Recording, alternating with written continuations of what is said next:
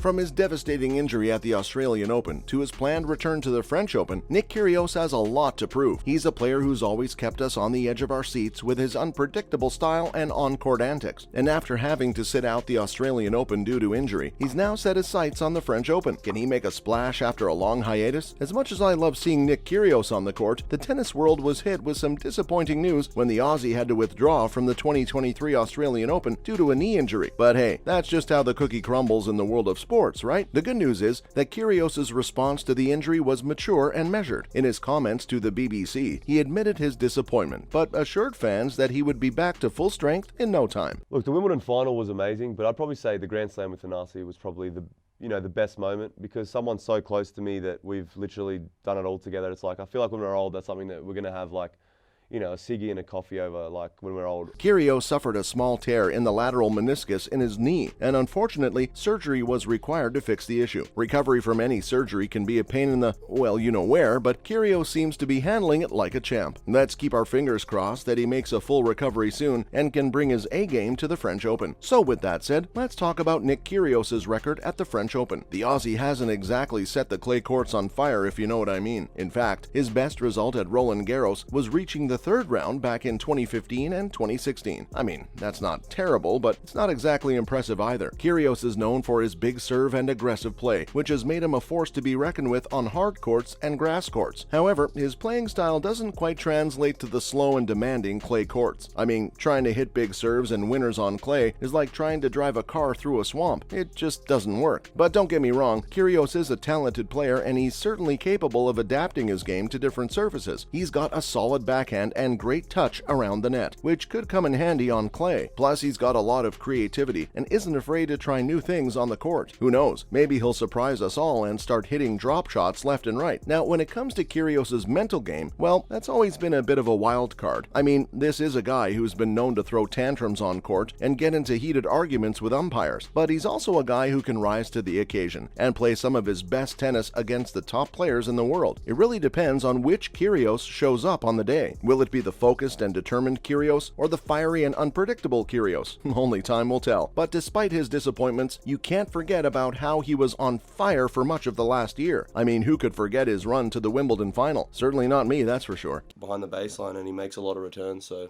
I think it's important to mix up serve and volley whenever you can if you feel confident doing that.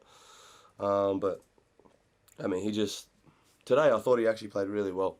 I thought he played well. Kyrgios started the year off strong, reaching the fourth round of the Australian Open before losing to Italian young gun Jannik Sinner. But it was at Wimbledon where he really shone. He played some of the best tennis of his career, taking down big names like Stefanos Tsitsipas and Felix Auger-Aliassime en route to the final. Unfortunately, he fell just short of the title, losing to Novak Djokovic in a 4-set thriller. But let's talk about his strengths and weaknesses as a player in 2022. Kyrgios is known for his powerful serve and aggressive style of play. He can hit winners from anywhere on the court and is never afraid to take risks. However, his inconsistency has been a problem in the past. He can be hot and cold from one match to the next, and his mental game can sometimes let him down. And also, tennis is an expensive sport too. Like, you can just get really? a little paddle, a little ball, and you can go to the court. There's heaps of courts everywhere as well, and it's easier on the body.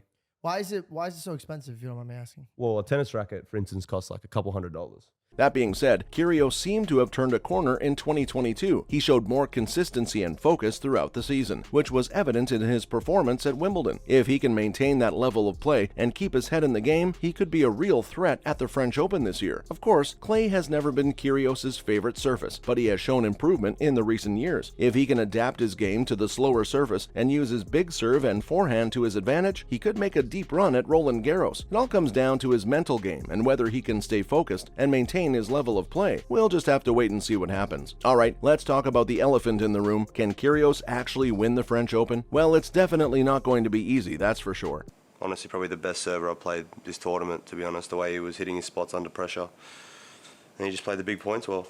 There wasn't really anything in it. I'm just devastated, obviously.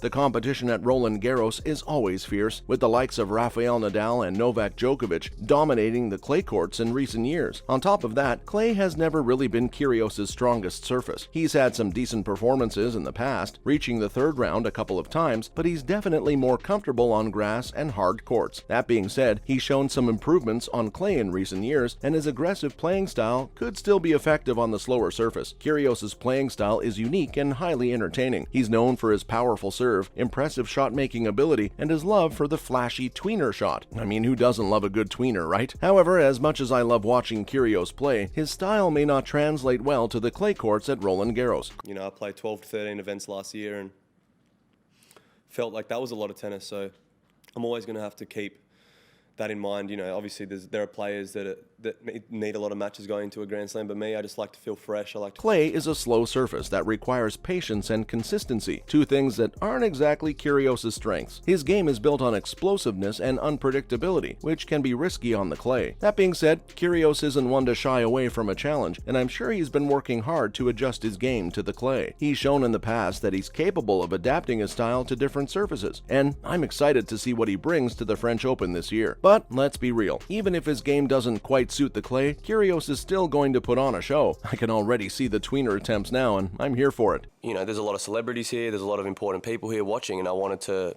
you know, get on that court and show them that I am able to put my head down and play and win these big matches. And for the tennis world, I think it's important as well, because people are really starting to doubt my ability to.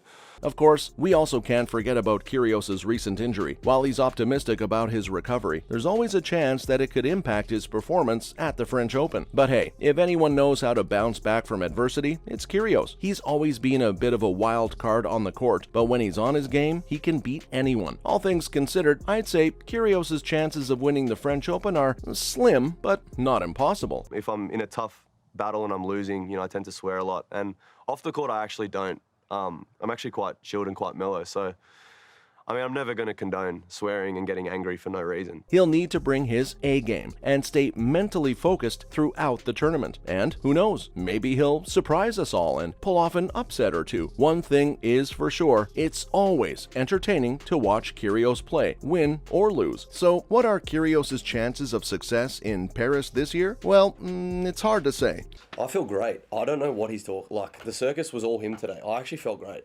Like, I feel great physically now. I'm ready to go again if I need to play again tomorrow. I just think he's making that match about me. Like, He's certainly got the talent and the shot-making ability to go far, but the clay court conditions at the French Open can be a real challenge, even for the best players in the world. On the other hand, if Kyrgios is feeling healthy and motivated, he could definitely surprise us all with a deep run in the tournament. Ultimately, only time will tell what Kyrgios has in store for us at the French Open this year. But one thing's for sure, it's going to be one wild ride, and I can't wait to see how it all plays out. And those are Kyrgios' plans for the French Open.